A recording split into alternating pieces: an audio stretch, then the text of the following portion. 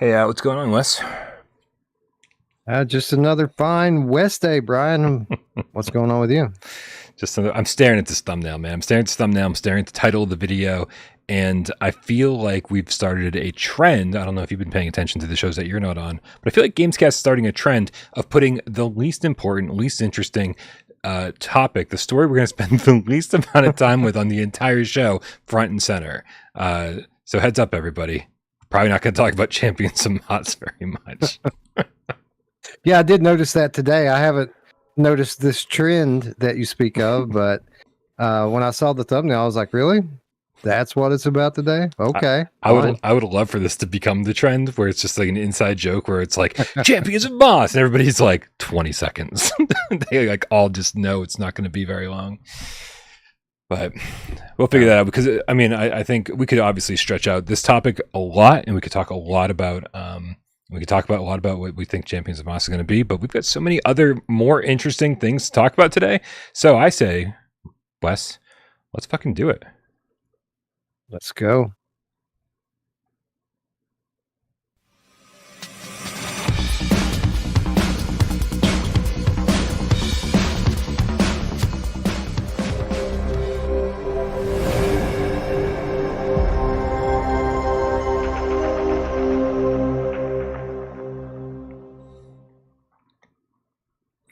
This is PSVR GamesCast Live, where we film live every single Monday, Wednesday, and 2 Eyes Friday right here on YouTube. We do it live 6 p.m. Eastern for your viewing pleasure.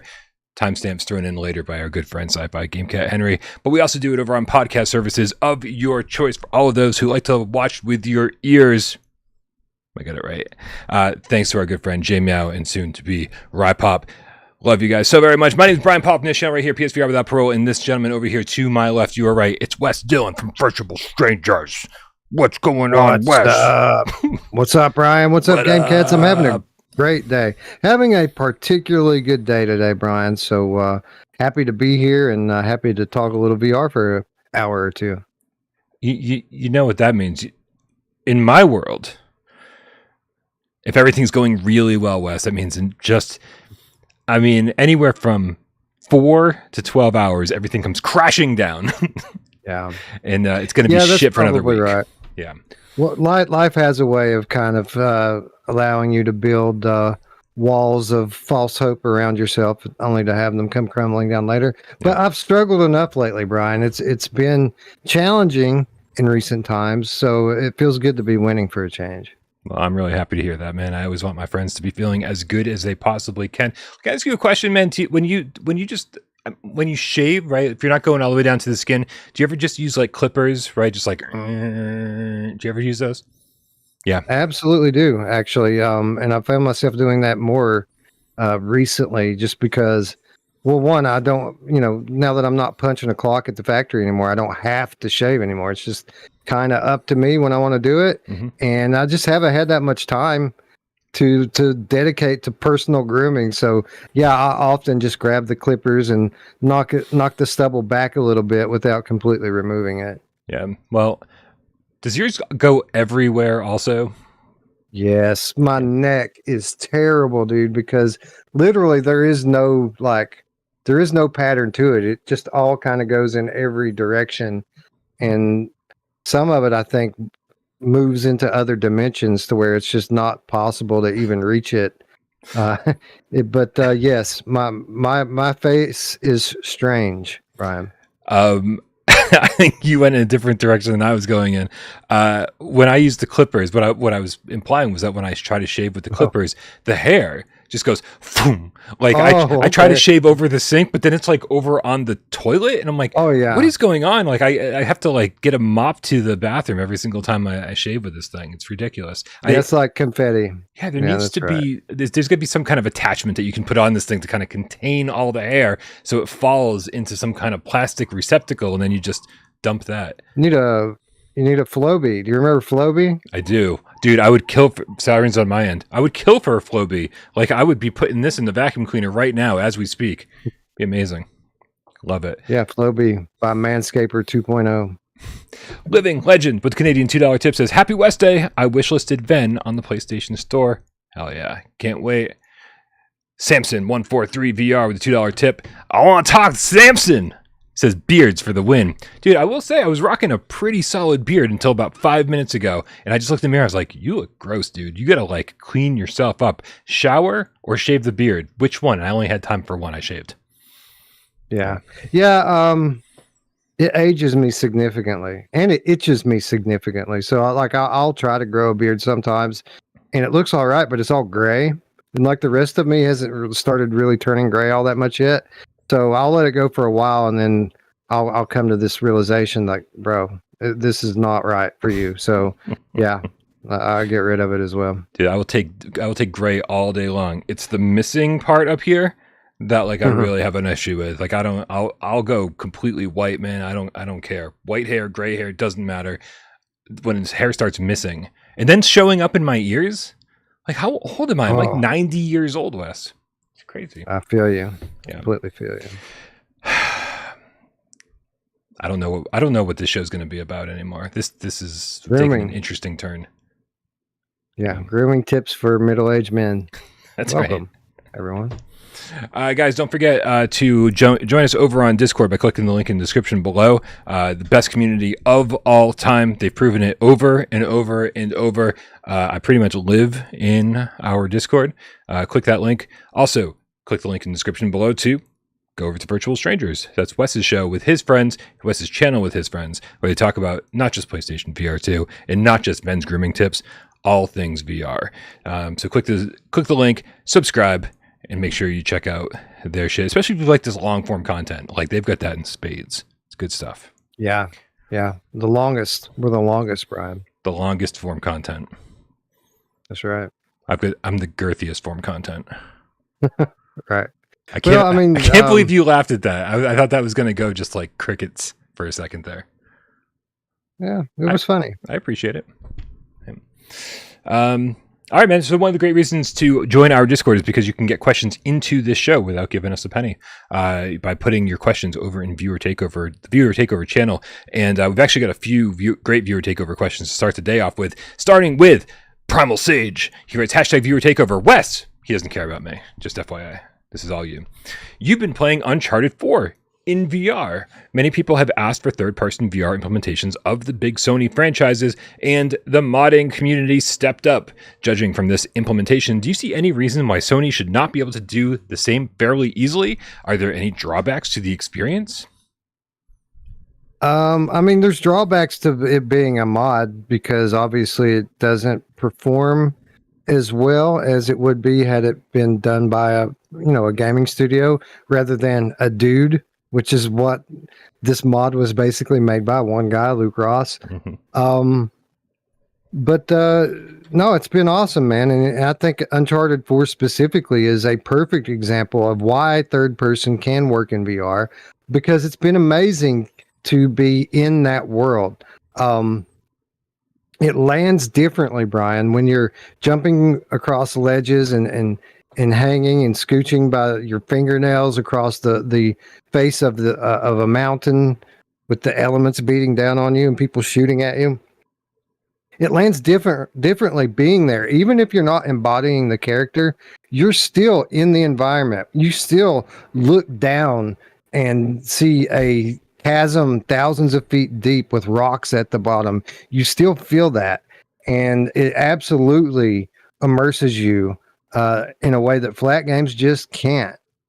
So I think Uncharted 4 is a perfect example of that, and I'm having such a great time in it that we're doing something we've never done before on our channel. As we covered it last week, largely focusing on the quality of the mod and the implementation of VR into the game. But we're going back to it probably this week, if not this week, next, just to talk about the game, because I'm having such a blast playing through it again. And Roots and Eric had never played it before. So we're having such a good time in it. We're not ready to move on from it yet. So we're going to cover it again because we play what we want. That's just how we roll. No, that's great to hear, man. That's great to hear. Yeah, I mean, I hear a lot of people ask for this, and if Sony has some kind of software on their end or some kind of way to kind of just make everything sort of work in VR the way that it is already. Like, just if it's third person, just leave it in third person. Then that's, I think a lot of people would be really, really happy with that. As far as Uncharted games go, I think I have said very frequently, especially recently, I feel like this has come up a lot recently, that like I'm kind of done with Uncharted. I really disliked Uncharted 4 after loving 1, 2, and 3. So I didn't even play. Is it Lost Legacy? Is that the one you guys are playing? No, Lost Legacy is actually 5 or 4.5 or whatever. It's 4 was the kind of conclusion of the Nathan Drake story, and then Lost Legacy is a new story centered around new characters that are in the same universe and kind of played ancillary roles in earlier titles. There's like Chloe, yeah, something like that. I so haven't played Lost Legacy actually. Which is the one that you're playing? I'm playing 4. Okay, all right. So yeah, so I think the way to get me back into that series is to VRify the fuck out of it, right? Put me in first person, make me Nathan Drake, make me climb these rocks instead of just holding an analog stick. Like, you know, if I'm going to shoot somebody, do it in first person with my sense controllers with awesome haptic feedback. Like, just I need that game VRified for me to get back into it and get interested in it again. So for me personally, this doesn't work. Doesn't do anything for me, because I just don't want to play those games anymore unless you've radically changed something. But there are a lot of people out there who've been asking for something like this, and I think it would be amazing. It's been good, man. I have been playing it with DualSense. While it doesn't really fully utilize it, the haptics are pretty good. I'll tell you what, though, the using your gaze to aim adds a lot to the combat in the game, especially when you're using like precision rifles and sniping from a distance. Being able to kind of zoom into the scope and just move your head to point the crosshair where you want it, it allows you to feel kind of like a badass when you're going through these scenes that are already pretty intense with tons of enemies, while you're climbing and fighting at the same time. There's a lot to this game that I'd just forgotten, and it's been very enjoyable to relive through VR. You know, the combat's awesome. I'm playing through a level now. I don't know if you remember the specific level, but you're driving through most of the level, and you're kind of in an off-road vehicle, so you can kind of go up the face of mountains and up streams and stuff. It's all been very fun and immersive, and I think it's the perfect example of why this type of game does work in VR. I started something in the chat. Juan in the chat says, "What? 4 is great." And then Nick says the only reason to dislike Uncharted is because it's bad. And then a lot of people seem to agree that 2 was the best. 4 was all right. Yeah. I'll tell you right now. I'll tell you the Golden Abyss. Oh, man, I should have stretched before the show. Golden Abyss on Vita. Not the greatest one, but made a lot of use of touch controls and rubbing dirt off of like artifacts that you would find. And I'm like, give me that shit in VR, man. Let me pick up something off the ground and go with my other hand, wipe that shit down, man. Right? You know, there are a lot of times where you had to like cut through vines and shit with like motion controls. Like, let me just do that in VR, shit. Like, that seems like it was made for VR. Golden Abyss was good. Yeah, I never played it. You know, honestly, the 4 is the only one I ever played, so I don't know about the other titles. Okay. I know I love 4 though. It's very, very good. Nice. My biggest issue with 4, and this will help everybody in the chat understand. This is the solo Brian segment of the show, by the way. Everyone in the chat. This will help everyone in the chat understand why I don't like 4 that much. In preparation for 4, I played through the entire Nathan Drake trilogy like right before, so I was already like kind of burnt out on playing 3 Uncharted games in a row before Uncharted 4 came out. So it was just bad. It was just a bad move on my part. Wasn't really into it. Awesome Tatum in the chat says, Squirrel, Cobweb is available digital this Friday. Dude, Cobweb is a horror movie I've been waiting to see. I was going to go to the theater to watch it. And it never came near me. You know who else never came near me, Wes? Yeah, no, she didn't. Cobweb, I'm not familiar with. I've never heard of this. What is it? Just a horror movie. It seems very like so. Here's what I know about Cobweb. it looks like a fucking straight up haunted house horror movie. Like, doesn't seem to overcomplicate shit, right? And I just need one of those in my life. I just need something to go and watch and be scared. And I think here's why I don't know too much about it is because 20 seconds into the 3.5-minute trailer, I was like, I've seen everything I need to see. I want to see this movie. Don't fucking ruin it for me. And so, I mean, 3.5 minutes? What is wrong with people, dude? Like, don't give me 3.5-minute trailers. That's ridiculous. But I'm definitely streaming this on Friday. I don't care if I have to fucking purchase it because I was, like I said, I was waiting to go to the theater to see this, and it just never came to a theater near me, which was strange. Cool. Another viewer takeover question. This is definitely going to be a viewer takeover kind of day, but we got a lot of actual news to talk about too. Don't you worry, guys. If it's too much viewer takeover questions, you just sit back and relax. We'll take care of the rest, and then Sci-Fi Game Cat Henry will tell you where to come back to. Jay Meow in the chat says #viewer takeover. Not in the chat, in the viewer takeover channel. Says, so Phasmaphobia's on PSVR2 doesn't have voice recognition, and people are acting like it's an apocalypse. Why all the ghostly wailing over something that merely replaces your verbalization with a text choice of 3 options?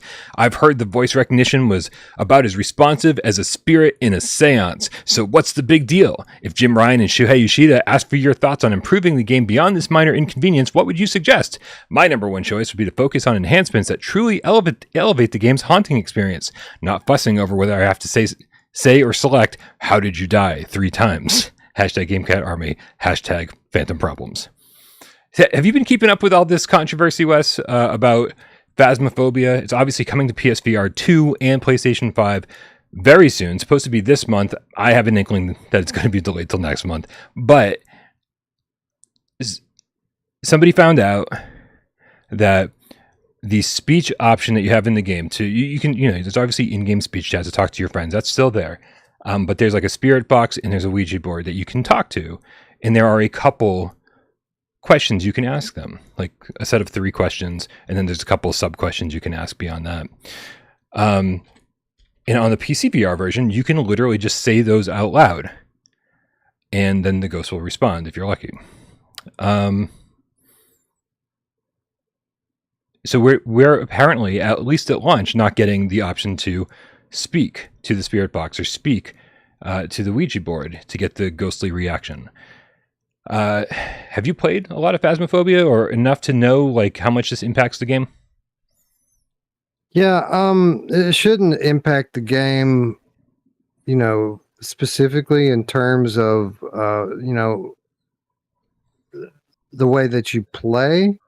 I will say this, and I get it. I guess I should start by saying I get it. When you're in this type of game, your experience depends wholly on how immersed you are in the environments, in the situations. You need to feel like you're there if you're going to be scared of what's happening. Right. So I get it. Something like this, being able to act this stuff out, even if you are just reading it, is a good way to kind of help you forget that you're in the game. But with that said, my limited experience with Phasmaphobia has been riddled with jank, and most of that jank has come from the voice feature in the game.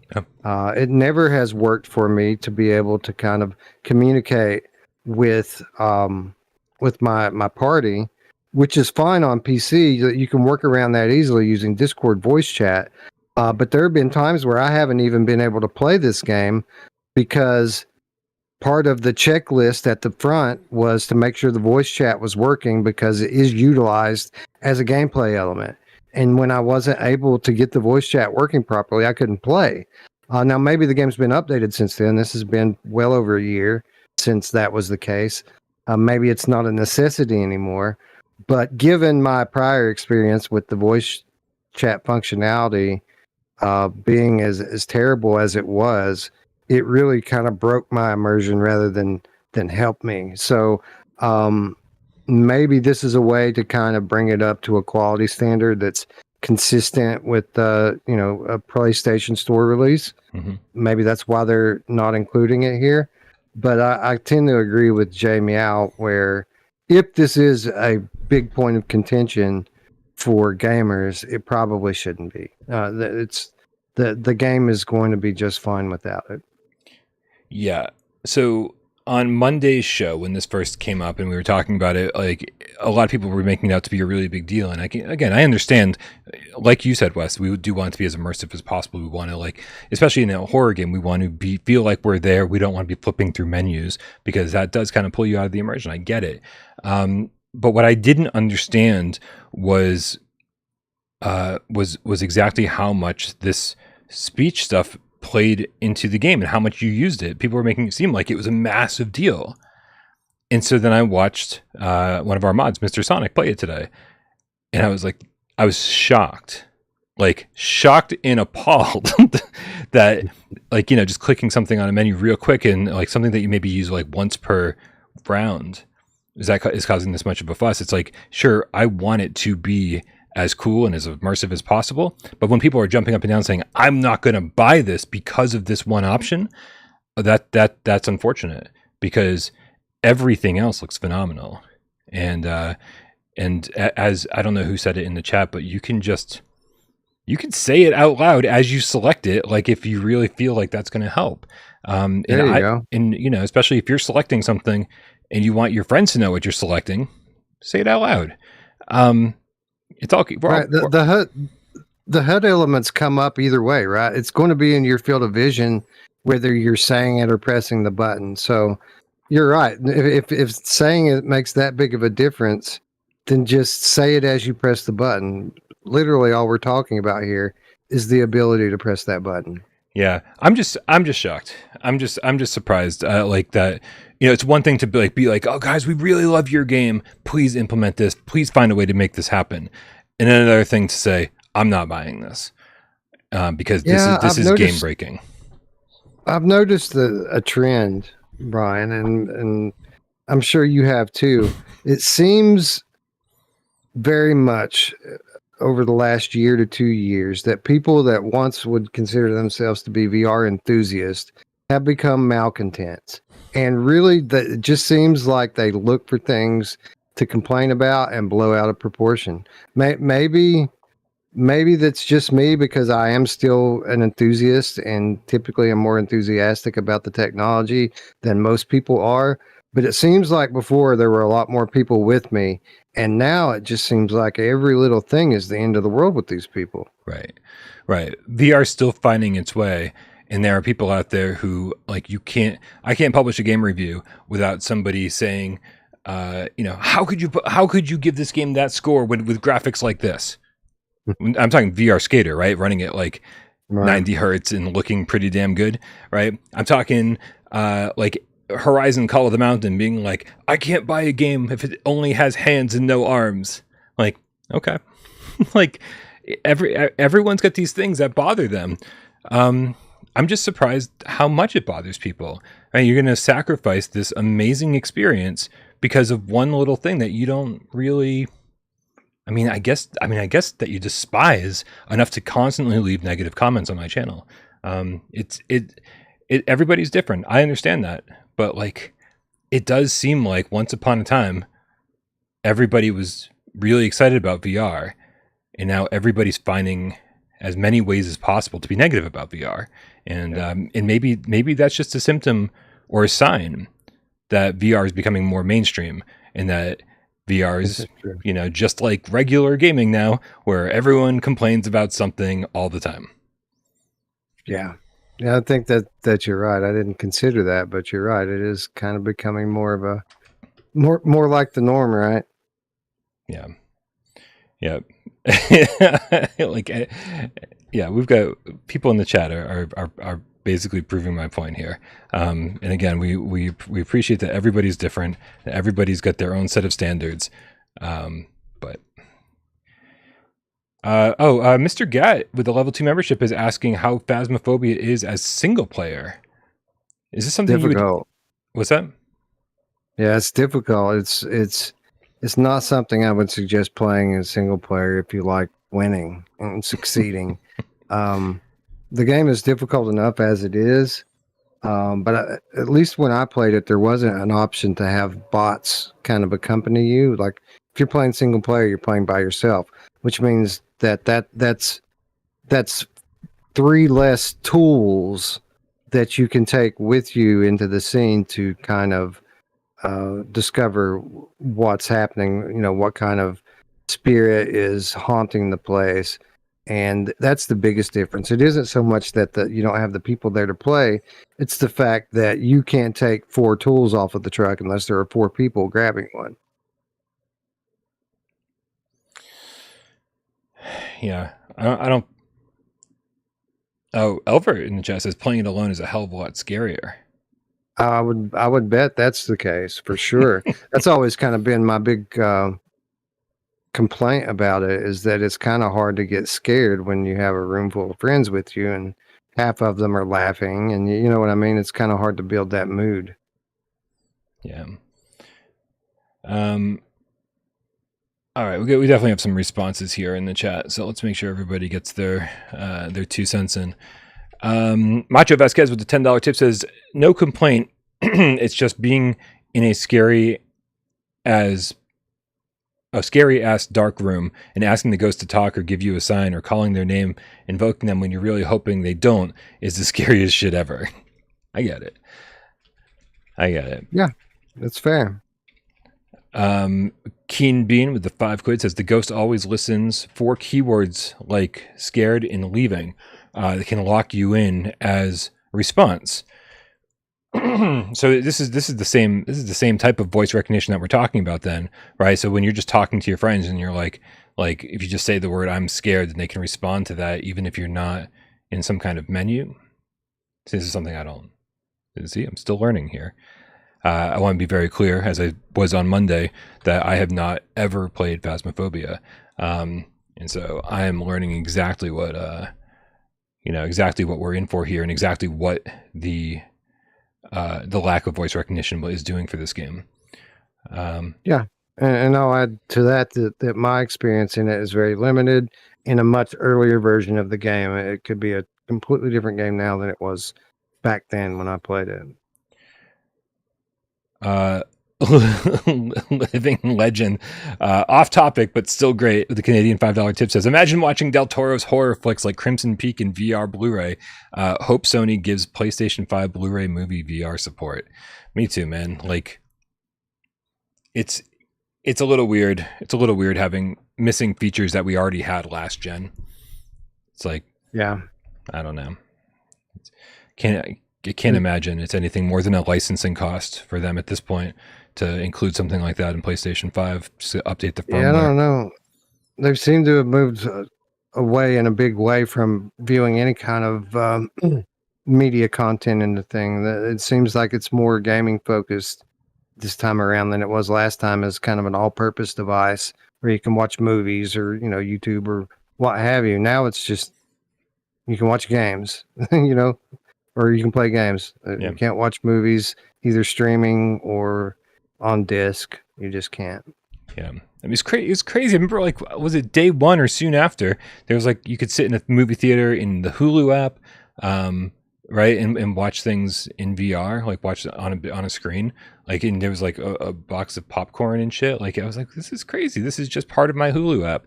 How crazy is this? And then all that shit just kind of fell by the wayside. We never got it again. Yeah.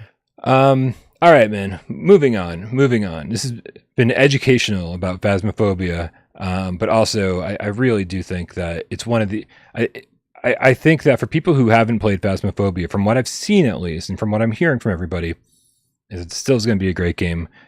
You won't know what you're missing if you didn't play other versions of it, and I think most people will have not played other versions. And it seems like the developers, they're listening. They know we want this in. People have been very clear, and they're not doing it because they don't want to. It seems like they're having some kind of hurdle, right, between implementing voice chat and having voice recognition happening at the same time. It seems like that might be it, but hopefully they can work with Sony and figure this shit out. Last viewer takeover question, Wes, comes from our good friend and moderator Rypop. He writes, #viewer takeover. I've been eyeing some of the PSVR2 ports of PCVR games coming out soon, and I can't help but wonder about your experiences. Which ones have you played that you're most excited for? And which one do you think the GameCats will enjoy the most? Have you had a chance, Wes, to dive into Vertigo 2 and Undead Citadel? Are they as promising and thrilling as they appear? Or are there hidden gems out there that we might be overlooking, but we will love? Thanks and keep up the great work. Hashtag GameCat Army. Wes, talk to me about Undead Citadel. That game came out on PCVR. It was at one point slated to be a PSVR2 launch title for a minute. So I assume it can't be too far out for PSVR2. I heard mixed things when it launched on Steam. What were your thoughts when it launched? It's pretty good. It's very impressive in terms of production. Like, the game looks and sounds great. And it's better than your typical like arcade style hack and slash. I think the thing with Undead Citadel is it seems like that they almost hit the mark on a number of things that could have made it really be like a game of the year type game. For example, and this is the one I keep going back to and harping on, is it's great because a lot of the buildings and things in the map are explorable. You can go in through the door. There are multiple levels. You can go upstairs, downstairs, and search through them. The problem is that there's not much need for that. Like, you can find some basic weapons that you don't need. You can find some food, which will help you increase your health. But most of the time, you don't need that either. So while the map really has a lot going for it in terms of being explorable, which is a big thing, it could add a lot to a game like this, which is a pretty linear game where you're going through and just hacking enemies to bits. To have that kind of secondary thing to do can add depth to a game like this, but they didn't really build it so that you had to do any of that. So you could just run through this for the most part and not ever use any of that, and it won't really hurt you all that much. With that said, I haven't played super deep. I'm only about halfway through it. So it could be the case that as you progress later into the game that you'll find more rare weapons in there. They may increase the frequency of like potions and things that you can find, bombs, these sorts of special items may be hidden more frequently in the environments. And if that's the case, great. But even that's kind of limited by your limited inventory space. So like, it's great. Even if you could find all this stuff, you can still only like carry 2 things, and then, everything else you have to leave behind anyway. But in terms of what's here, the combat feels really good. There's a good variety of weapons. Like if you don't want to just sword fight all the time, you can be an archer, this sort of thing. There's explosive items and stuff that you can place strategically and use to kind of blow up the zombies to bits. And again, the production value is great. So like, it looks good, it sounds good, it's very immersive, and it has a cool overall kind of aesthetic and vibe to it. So it's pretty good, man. I don't know if I would put it into like a game of the year category of game, but it's certainly very high up in the B tier of games, I would say, that came out this year. I remember hearing about this and looking through the list of features before it came out, and having them say there was like 9 levels or 10 levels or something like that. Does it feel like levels where it's like, okay, now loading level 2, now loading level 3, and are there end bosses? Like, are there like big moments in this game? There are definitely some bigger enemies. There really hasn't been a big bad boss yet. It feels like it's building to that. I'm hoping that it's building to that, because the source of evil that you're trying to make your way to seems pretty powerful. So it would fall flat at the end if by the time you make it up there, there's just nothing there and the game ends. So hopefully there is some there will be some like boss fight type stuff toward the end of the game. But pretty much so far, the difference in the levels has just been an environment change. That they do introduce some new enemies as you go, and the difficulty level ramps up pretty significantly as you go. So when I first started playing the game, I thought, oh, this is just too easy. It's not fun. It wasn't fun. It was so easy to make it through the early levels. But by the time I got to like the 3rd and 4th level, it became significantly more challenging, and I started having a lot more fun with it. Nice. And the environments just get cooler and cooler looking as you go. Do you feel like there's a good variety? Because I mean, obviously the trailers aren't showing off much variety.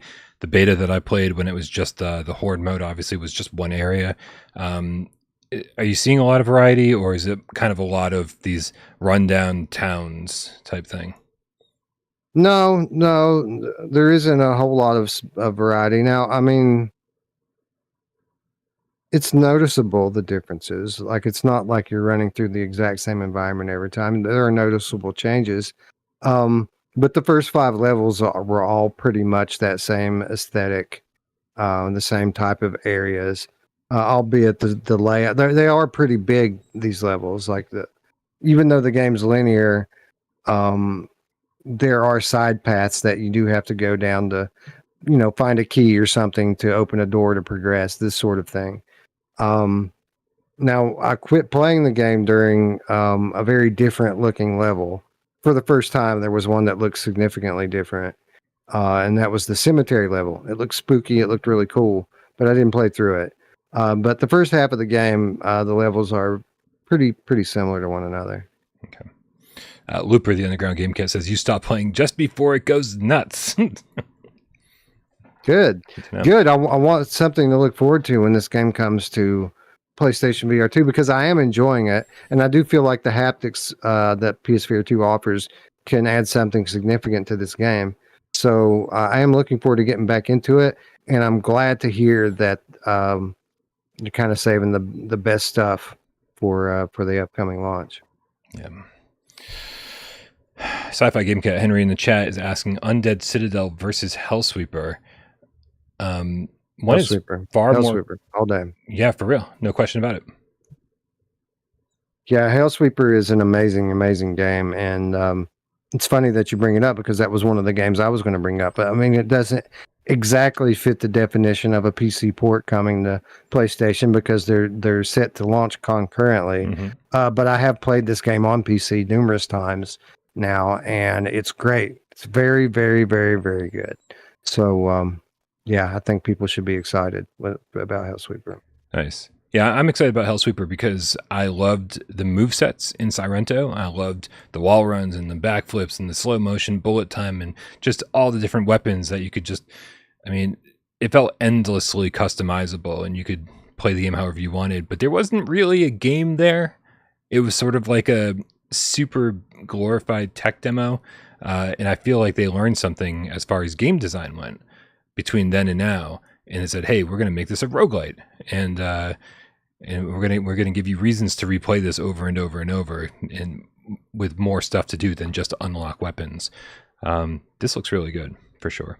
Yeah, I feel like it's still. I mean, it's not going to be the type of thing that gives you a super rich story campaign to play through. It's not that type of game. It is very much an arena battle game, but it does have all that stuff that made Sirento awesome. In a cooler environment, this hellscape environment with these demonic creatures coming at you. And you're right, they've added in this progression system, which is a big part of the game now, is progressing your character, unlocking new abilities, and powering up. So yeah, you're right. While it does take a lot of what Sirento did, it does build upon that.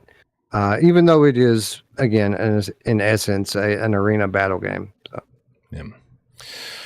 Well, we do have a PC VR game coming to PlayStation VR. I mean, it must be relatively soon because Ven VR Adventure got a PlayStation Store listing today. I don't know if you saw, Wes. But I did. Always a momentous occasion when we get something like that. It just feels real. Suddenly, it's like developers can all day, every day say, hey, our game's coming to PSVR2. But I feel like we got burned too many times on PlayStation VR 1. Like the number of times the developer said, hey, our game's coming your way. And then it just never did. Seeing a store listing like this just kind of makes it real. And you go, okay, well, now I believe you. So we can all get on with our day. Yeah, and again, this is another one that people should be excited about. It is the second best VR platforming game of all time. And when I say that, I'm talking in terms of traditional third person platforming games in VR. Astrobot obviously is the gold standard, but this is a strong number two. And it was a game that I was fairly upset never came to PSVR1 because I feel like, this type of game appeals to console gamers a lot more than kind of the hardcore PC crowd. So yeah, I think people have a lot to look forward to here with this one, and I don't think it's lost on the developers the significance of them to be able to get this out prior to an Astrobot game coming to PSVR2. So I think you're right. I think that we're going to see this sooner rather than later. So you're putting Ven above Lucky's Tale. You're putting Ven above Merville's. Yeah. Definitely better than Merville's, and I think it's pretty easily better than Lucky's Tale, actually. Nice.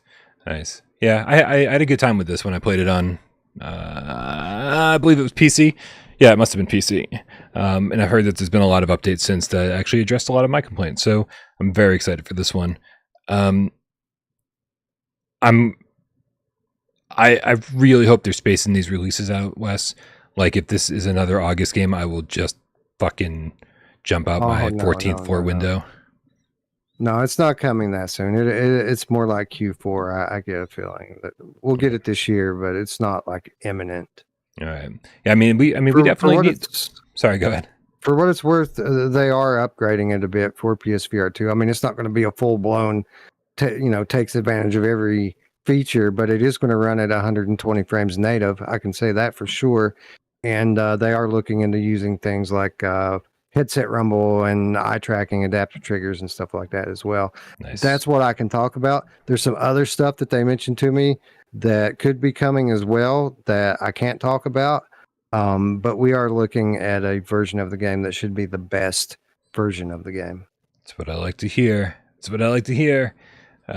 Hopefully we'll be saying the same thing when Green Hell might or might not launch next week. No, that's garbage town, man. It has a quest map, so it's immediately garbage. Right. The second anyone finds any fault with any game, that's what we were saying. Especially, I want to make that clear to everybody. It's nonstop. Phasmaphobia for some people is like a big deal, right? It's like, hey, this game is really important to me. This one feature is very important to me. I want to jump up and down and make a big deal about it and make sure that everybody knows that the developers need to do something about this. But as Nick in the chat had said, it's sort of like the boy who cried wolf, right? Especially when like we're hearing it en masse from thousands of people about, oh, no hands in games. Oh, the quest map in Green Hell. Oh, this, no buy, not gonna buy it. This sucks. Cash grab. I mean, it's just like these words get thrown at us daily, and it's like at a certain point, like it's like why? Like it's exhausting. It's like, yeah, I am not the Sony complaint department. Like I like that, and that's the hard thing, right? Because I want to hear everybody's opinions, but at the same time, like it just beats me down to the point where like, oh, wait, why is it? It feels like people are getting mad at me. And it just gets exhausting. I've quit fighting it. I've quit fighting it for in a lot of ways. Like now, when people start going on these diatribes, complaining about this thing and that thing, and about how flat gaming is so much better and this and that, then my response more often than not is, all right, fine, go play your flat games then. Okay, yeah. I'll be right here playing VR and loving it. Yep. Macho Vasquez with the $2 tip says, Wes, you were right. So much for that Q3 Tabor. Did they make some kind of announcement? Well, I mean, it's Q3. It's not here, but I don't know. I don't know what they've announced versus what they haven't announced. But I've tried to say it without saying it so many times that Q3 was an off-the-cuff remark by a developer a couple months ago that it was targeted for Q3.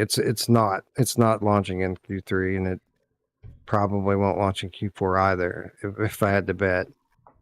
Interesting. Move Master Mick, Alva World League commentator Cat. with the level 2 membership says, do we know if Jeremy and Desiree got their PSVR2s yet? Love to see the boys back on Why We Love again soon, just like the good old days. Whew. The last time I talked to either of them, no. The answer is no. Jeremy, I think, had pre-ordered one, and then, as we all do, we second guess our decision last minute. Go, oh man, do it. How's my bill situation? How's this? How's that? Whatever. And I think he decided at the last minute to cancel his pre-order. But he definitely wants to get one. He is very excited to get one. He's been keeping an eye on the channel. He knows what games he wants. I think it's that kind of thing. So he's patiently waiting to get one. Dez, on the other hand, notoriously a last generation gamer, meaning he waits until PlayStation 5 to come out to buy his PlayStation 4 and then buy every game crazy cheap, and then plays all generation for ridiculously lower prices than we did all generation. And so the only reason he did current gen is because I was like, I want you to be on my show. You're an awesome co-host. Let's do this thing. And he was like, all right, if you say so. That's the only reason he had a PlayStation 4 and a PSVR 1 when they were current gen, because of me and it was without Parole. And particularly not the best kind of candidate to be a host of a VR show as someone who is particularly prone to motion sickness, I'll add. So yeah, it makes sense, especially from a financial standpoint. Everyone sees how the price of VR games drop like a rock over time. Some of these games are just ridiculously cheap after even just 6 months. So yeah, it makes sense when there's another version of the PS5 console out next year, and then maybe even another version of the PSVR headset down the line, picking the stuff up on a steep discount at a time when the games finally start rolling out for it, maybe not such a bad idea for someone who's more casual like this. Right, absolutely. Speaking of the casual gamers, you like that, didn't you? The sales charts for PSVR2 games in July went up on the PlayStation blog today, and usually this is very much a place where you see casual gamers take front and center stage. That's not the word I'm looking for. Whatever, and so I will tell you right now, man, I am very, very impressed with all the PlayStation VR2 gamers out there, because I feel like this is the first month in a very, very, very, very, very fucking long time where the casual gamers did not take control of the sales charts. Because let me scroll down here. PSVR2. Oops, did I scroll right? I scrolled right past it. It's PSVR games. Here we go. I'm going to go with the US. We're going to start number 10. Dude, Hubris is on the list at number 10. That's awesome to see. Awesome to see Hubris on the list. Creed Rise to Glory Championship Edition. That's not a surprise, right? I mean, Creed was always kind of a top seller on PSVR 1. Walkabout Mini Golf. Dude, the game for casuals and hardcore. Like where all the minds merge. That doesn't make any sense either, but I like it. Swordsman VR. Job Simulator will never leave the list. Tales from the Galaxy's Edge. Very happy to see that there. That's a fun game. Moss Book 2. Dude, I was just saying, last night, earlier today, something like that Moss Book 2 must not have sold well anywhere, because they just dropped the price to $20 on PSVR 2. The new price is $20 for Moss Book 2, and Moss Book 1, $20. I was like, man, they're just dropping this price left and right. And then here it is, actually number 4 on the store. So that's gonna be something, right? Yeah, that's pretty awesome, actually. Especially when you consider, that they're not exactly new games. Even Book 2's been out for a while now. So, yeah, the fact that it's cracking the top 10 is significant, in my opinion. Yep, right under Pavlov, which has been a top seller for a while. Beat Saber. Wait a minute, Wes. Beat Saber's not at number 1. That's Synapse. Right. Synapse made fucking number 1. Congratulations to the team over at Endreams. Did not think we would see this, because for so many reasons, right? Because we liked it. And every time we jump up and down and rave about a game, people go, nah, not for me.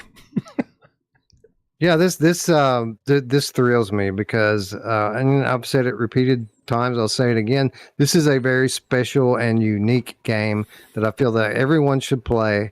And there was a lot of debate around the value proposition here, with regard to the reviews. The reviews were kind of all over the place. Everyone agreed that what it did well, it knocked out of the park. But there was a lot of debate around whether or not the game was worth the price tag on it. So that kind of worried me a little bit with regards to how they're going to do in terms of sales. And it's great to see here that, the good guys won, quality shown through, and they're being rewarded for putting out an excellent VR game. I'll tell you, I'm a little surprised. Survive didn't make this list. And not because I think it's a great game. It is what it is.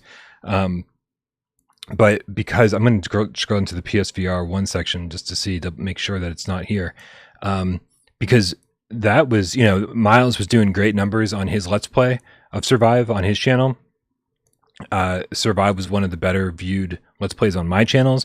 It seemed like a lot of people were curious about it. It seems like people are not sick of zombie shooters, or at least in VR anyway. And so I was surprised that it didn't make the list despite its relatively low quality.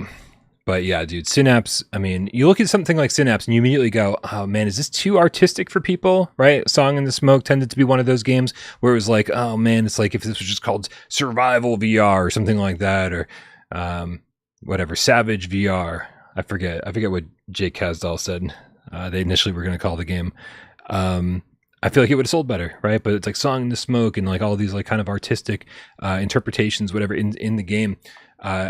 I feel like it pushed some of the more hardcore people away, and I thought Synapse might have that same problem with its black and white aesthetic and these bursts of color, but I guess that didn't deter people, and I'm really happy because I think it's a beautiful game. Yeah, agreed. This is great news. Congratulations to Endreams. It's an excellent game and an excellent launch. And somebody in the chat was saying that it seems like Moss Book 2 was actually on sale for a couple weeks last month, which would contribute to this game charting this month, which is probably what led to them just saying, hey, you know what, we weren't really selling at the higher price. Let's just drop it to the sale price and get everybody on board.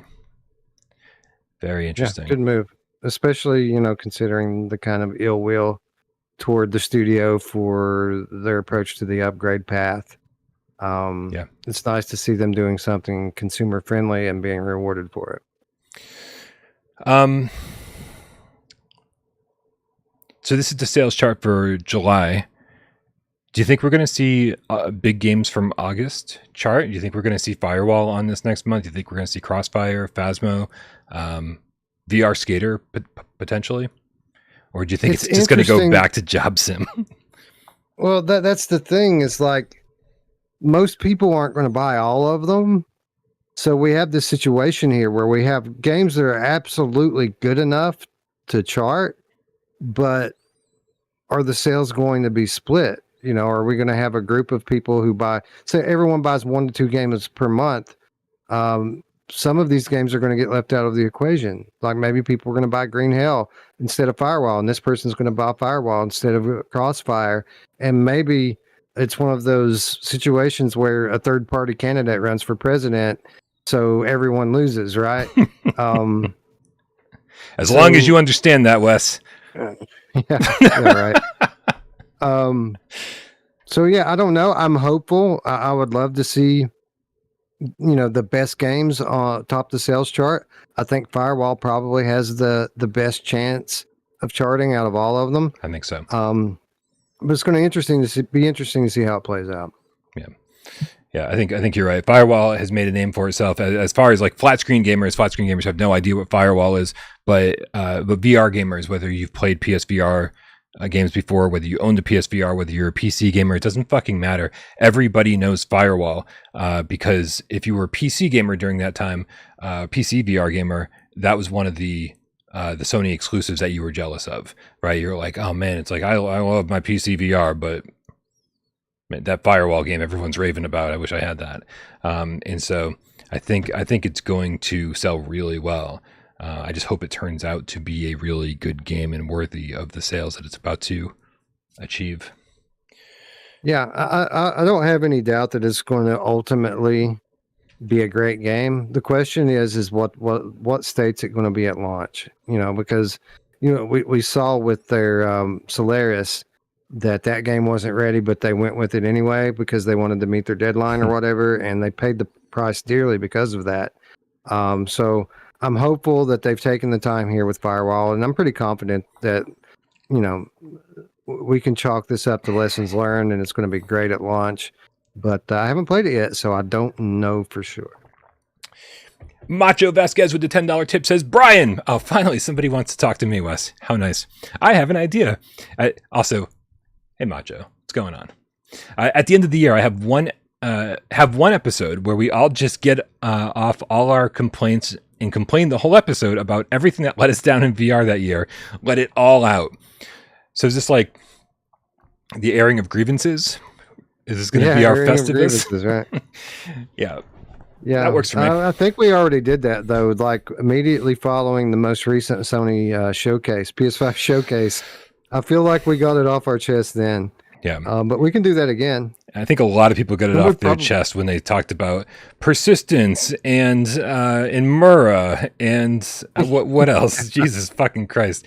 It's uncomfortable. Okay. I mean, like, it's reprojection. Again, reprojection. That's the key word. That's the buzzword of the year.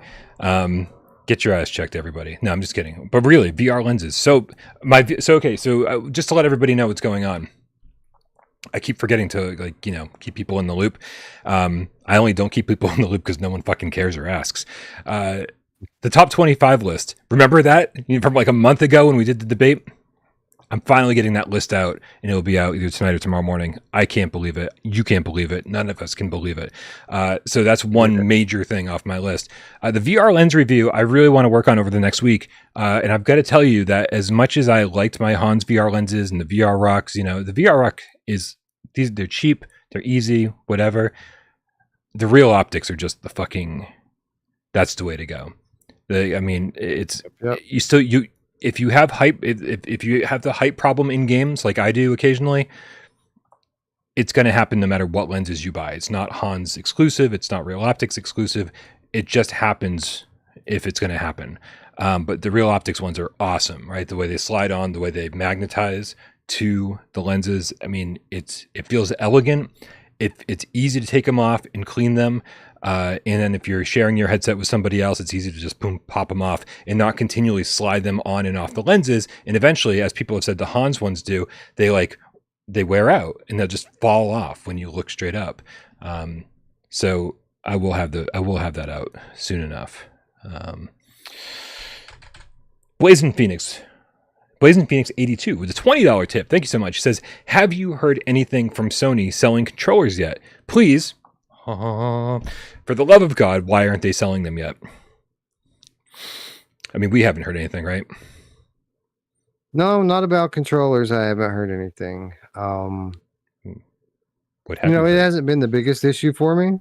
I have ran them dead a couple of times. But typically, I finish up my session just before they die. Yeah. They'll go a good 3 to 4 hours for me before they stop, which is perfect.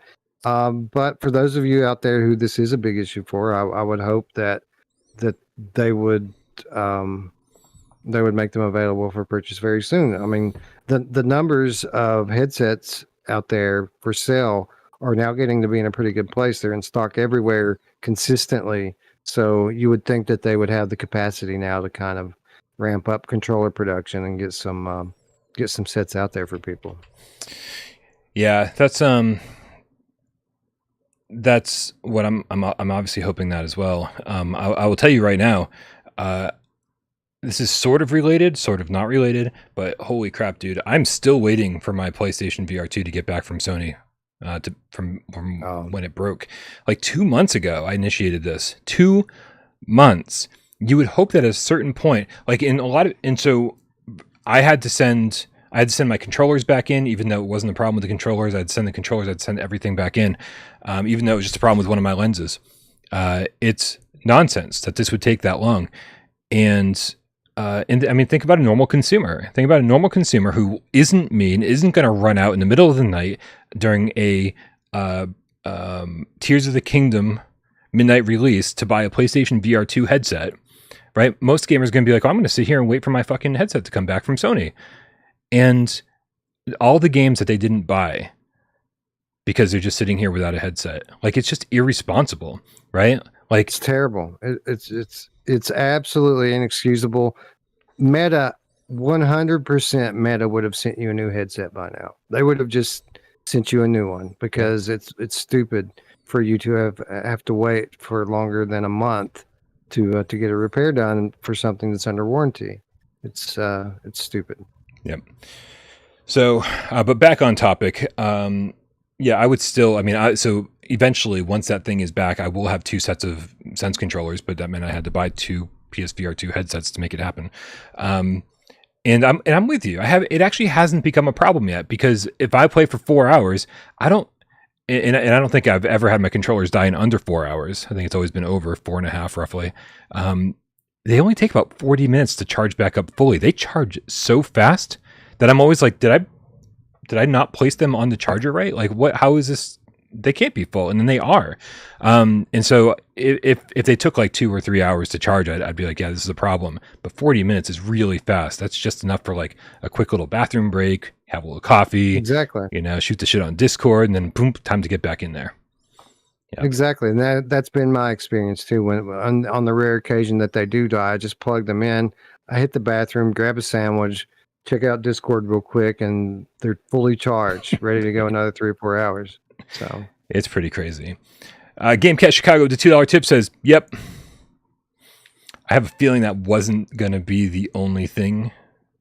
Yep. Oh, no. Here is another $2 tip. He says, exactly. I was waiting for him to like say, oops, I messed up. Here's the real thing I wanted to say. But no. That's awesome. That's awesome. Thank you, GameCast Chicago. How much do you think a new set of Sense controllers would cost? My hope is that they'd be like $150. Not because I want people to have to spend $150, right? But I think it would be a smart move for Sony. I would prefer them to be like $100 for the pair, but that's not going to happen. But no, $150 would make the headset seem like such a better deal, right? Like, oh, you're getting this $150 set of Sense controllers in the box, so the headset only costs you $350 or something like that. I don't know. Yeah, they're definitely not going to be $100 because Move controllers are $100, and these are significantly more advanced than the Move controllers. Right. I think 150. I think that's a good price for them. I wouldn't be surprised to see them go for $200. Meta charges $300 for a pair of their Quest Pro controllers. So 150 seems like a steal suddenly. Yeah, versus that certainly, but again, the Meta controllers have cameras in them. They have, dedicated processors in them that are doing their own tracking. So there's a reason that they cost that much. But there's some pretty special stuff going on in the Sony controllers as well. So I don't know. DualSense controllers are what? They're $80-$90 for a DualSense controller? 70 or 80. I can't quite remember which one. Maybe started at 80 down to 70 now. I don't know. Yeah, I would expect them to be, around that times 2. So if they're $80, 150, 160 seems plausible. Yeah. Well, I feel like we didn't have enough negativity yet during today's show, Wes. And so really the only way to break out of this is to talk about something extremely positive. Like, I don't know, yeah. Ryan McCaffrey's tweet that I'm assuming you all know about by now, because Jesus, this caused the biggest commotion yesterday when after he tweeted this. If you're not familiar, Ryan McCaffrey at DMC_Ryan is the Xbox editor over at IGN. He was one of the few people who got to go play Gran Turismo 7 before PSVR2 came out, and he was very ecstatic about it. Ecstatic? Yeah.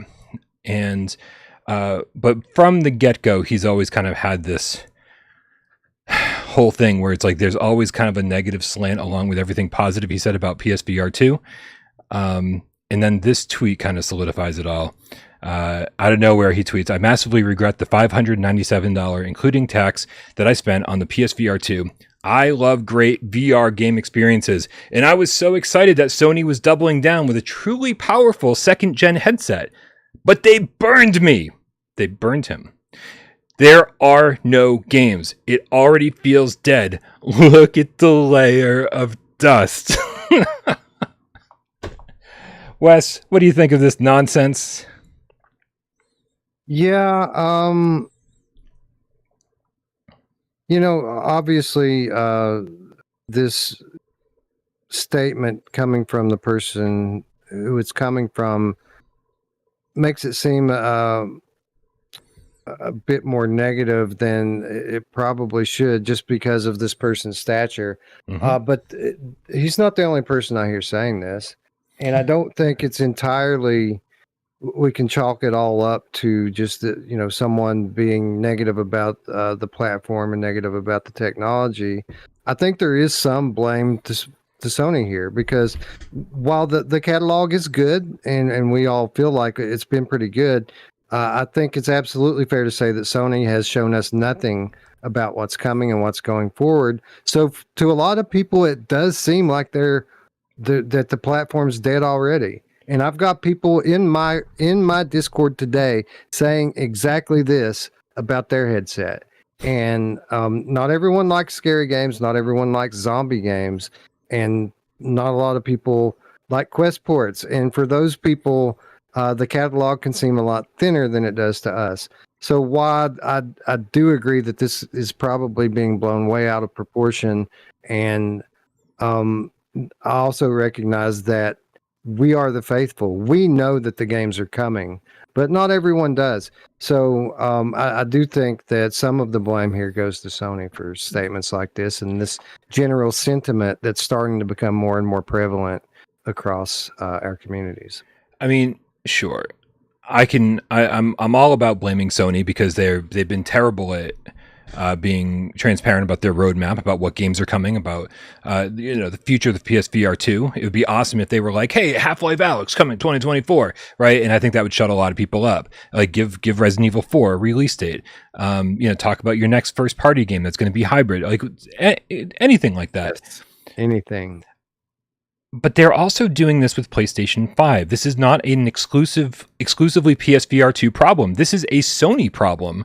This is a PlayStation problem, not a PSVR2 problem. And so it's like, well, take a fucking picture of your PlayStation 5, Ryan, and say the same thing. Take a picture of your Xbox and say the same thing, because it's kind of a universal problem right now with games. It's like there's not a lot to get excited about and not a whole lot on the horizon. Like, nobody's being terribly transparent.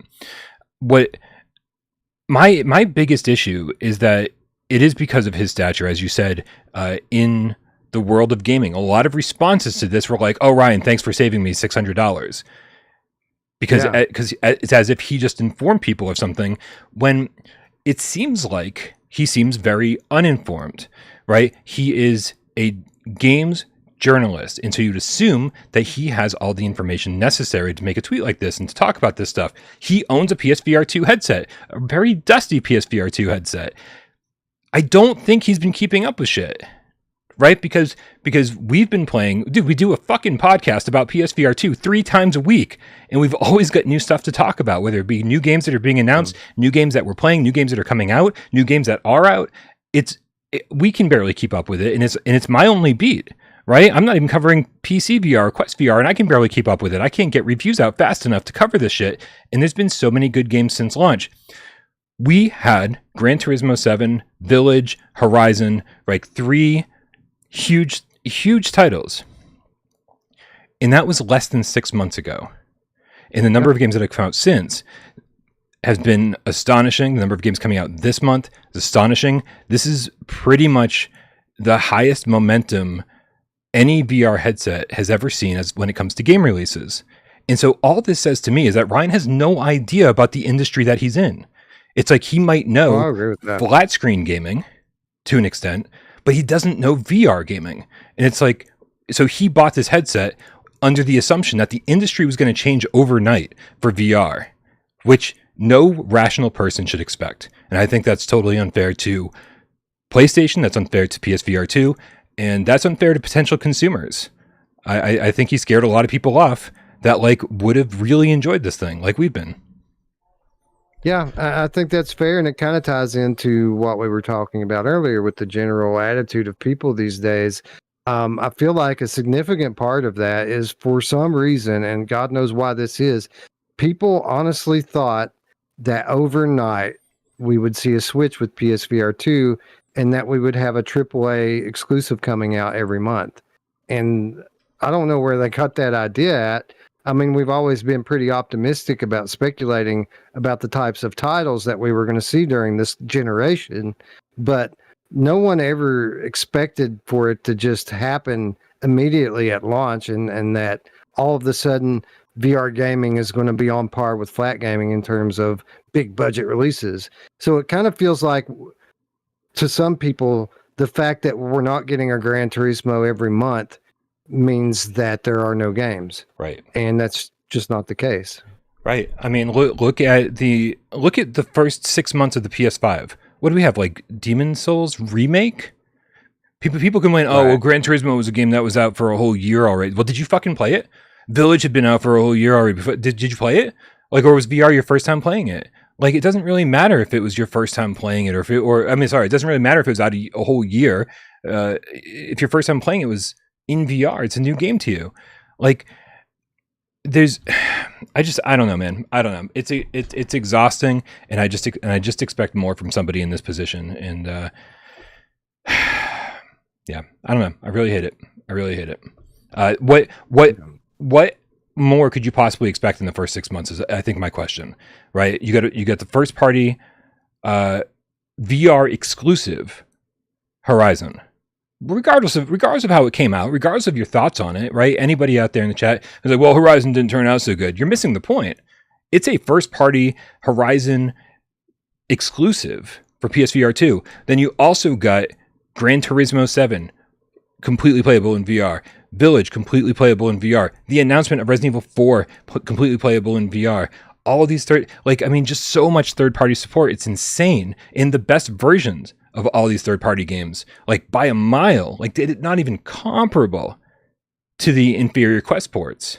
Like, any headset, any piece of hardware, any piece of gaming hardware has never been held up to this high of a standard, or in the first 6 months of its release ever. Like, we always expect some kind of dry spell. We always expect maybe one or two big titles, and then a little bit of a dry spell before before all these studios are really up and running at full speed and releasing game after game after game. And then for some reason, he's holding PSVR 2 up to a higher standard than consoles that have far more users and far more developers making games for it. I was like, again, it just shows he has no idea about the VR industry. And it's just really irritating on so many levels. It's embarrassing. Embarrassing. Agreed. We got some breaking news here. That is unfortunate. It's not good news, unfortunately. It's bad news, and I'll drop the link to it in our chat here in case you want to give it a look. But I will read it verbatim right now. This is a tweet that just dropped this morning from 6 Cent Studios, the developer of Lonn. After an incredible 5 years, we've reached the tough choice to end Lonn. Our aspirations were lofty, aiming to craft a franchise and game akin to Half-Life, and motivate VR indie studios that where unwavering fervor and commitment can lead the way. So yeah, I don't know what prompted this. Maybe it was because of some less than great sales on the Steam platform. Maybe it was the mixed reviews or the lack of coverage the game got when it launched on Steam. But this was a very, very good release last year that fell under the radar. And if they're truly done with development and it's not coming to PSVR 2 as it had been speculated that it would, this is very unfortunate news, and I'm sorry to hear it. Yeah, I mean, I was definitely looking forward to Lonn. I had heard so many good things about it. It looked awesome. So did they only released on PCVR, right? They only released on Steam? Yeah, that game, there's no way it would ever run on a Quest. It's a very very high quality in terms of production, and it would make a Quest catch on fire if they even attempted to run it on there. But I was looking forward to it coming to PSVR and what is already a great game, maybe getting some next gen features added into it and becoming something that's truly next level. So very unfortunate. Yeah, that is unfortunate. I don't know anything about the PC VR space at the moment in terms of the user base. I don't know how popular or how many units games tend to sell over there.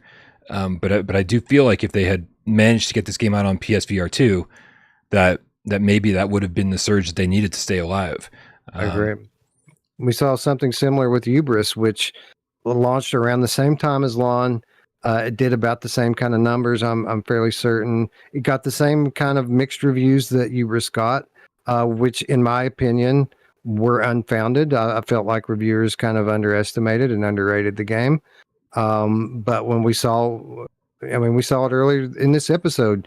Ubris came to PSVR2 to a different crowd of people who have more of appreciation for great games, and it's doing well. 2 months in a row, Ubris has been on the top 10 list in terms of sale, and I was expecting something very similar for Lonn when it finally made its way over. So, again, very unfortunate news, and I'm very sad to hear it. Me too. Well, thanks for keeping us updated. Yeah. This is, by the way, this is Lonn. In case anyone was unfamiliar with this game, looks incredible. And you actually played this on PC when it came out, and enjoyed it quite a bit, right? Yeah, man, it was good, and it's been updated significantly even since launch with new game modes and stuff. I mean, if they were just announcing that they're not going to add any more content into the game, it would be fine. The game is rich and deep with tons of content as it is. It doesn't need any more. But if they mean that they're just completely done with it and they're moving on now, that's unfortunate. Well, I will say the news could have been worse, right? I was fully expecting, as you were reading it before I got to see it for myself, I was fully expecting you to say the studio's shutting down because of poor sales of Lonn or something like that. And so if they're able to continue and take another shot and make something else, take everything they learned with Lonn and hopefully make something that, reaches more people, I'm glad that they get another chance to do that. I would hate to see a talented team like this just kind of fall by the wayside. Yeah, they were kind of victims of their own ethics. A lot of people don't realize how the kind of YouTube game works when it comes to like VR game promotion, and Lonn just wasn't willing to play that game. A lot of to really gain traction with regards to reviews, you really have to open up your purse a little bit, and most reviewers aren't like Brian and I that are just kind of doing it for the love of it. Most of them, money talks. Most of your favorite content creators will only do what you want them to do if you're paying them to do it. And I got the feeling that 6th Sense Studio was not willing to play that game, and it cost them significantly, especially for a small indie title like this that doesn't just have a bunch of tools at their disposal to promote their game for themselves. So. Man, that is a bummer. And I've always assumed that was the case as far as other YouTubers go. You never want to assume anything because, for obvious reasons. And obviously you don't want to say shit like that because you don't want to come across like, you're just talking shit or whatever. But I will say that most emails I get when it comes to game coverage these days, it didn't used to be like this 6 years ago, 7 years ago, 8 years ago. But in the last 2 or 3 years, everything's changed. Every email I get regarding coverage is how much will it cost for you to cover this on your channel? Yep. And I'm like, no cost. That's not how we do things here. And and so I started to get the feeling that that's a conversation that was happening with a lot of other people, unfortunately. Yeah. And so maybe one day we'll open up and educate the public just to how this stuff works and why these people have to charge money for reviews. There's a whole system at play here that's a bunch of smoke and mirrors, basically, and fake influencers, and it's an ugly business. VR is too small for this, man. Like I find this completely unacceptable right now. VR is way too small for this, right? It's like, you know, I could understand if it was somebody like somebody like Nathy, right, who gets millions of views on every one of his videos, has hundreds of thousands of followers. I could understand somebody like that, right? But when you have like 10,000, 20,000, 30,000, 40,000 subscribers, like all of these people should be doing this. I mean, I say the right way, but it's the way that I believe in, right? The ethical way. And don't. I'm afraid people are going to twist my words. Yeah, I don't think there's a. I don't think there's anything necessarily wrong with getting paid for producing content. Don't get me wrong. A lot of my friends, you know, do sponsored content, and that's fine. I mean, I don't do it. Brian doesn't do it, but a lot of people do, and it's the only way that these people can make a living. I certainly understand that. But there are a lot of others out there who are only driven by profit and are in this for that and for that reason alone. And for reviews though, like sponsored content, like promotional videos, whatever, right? As long as it's clearly marked, this is a paid promotion, great. I'm totally fine. Yep. But the fact is for somebody to say, how much will it cost to review our game on your channel? Yeah. That's money some of these developers don't have. Most VR developers are indies. They don't have the money to be doing this. And so if this was actually, you know, a problem with Lonn, as we don't really know, we're just speculating at this point. That's unfortunate because, you know, this here's a good game that everybody would want to play that now no one's going to have the chance to. It sucks. Yeah, this game launched and it wasn't covered by media sources that are pretty much considered to be the top sources of news in our space. And I won't point fingers out here, but you can go back and see who covered it and who didn't, and put A to B here. That's a shame. It's a real shame. Yeah. All right, man. Well, moving on to what will absolutely be the least important story of the day, the one we put on the cover.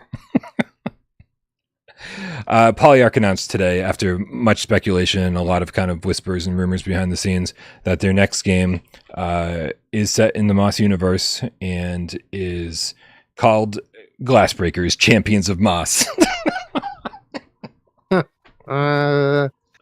Yeah. Oh man. I have so much to say about this, but let's let me start. Let me start by saying I so want this to be a good game. I so want this to be a good game. Please be good. Same. I 100% am with you on that. I absolutely agree. Yes, I'm glad we're both on the same page. However, let's just go straight to the source. I'm going to go to Upload because they actually summarized it the best. Crazy, huh? How much should I talk about Upload? And then we go, let's go to Upload for this news story.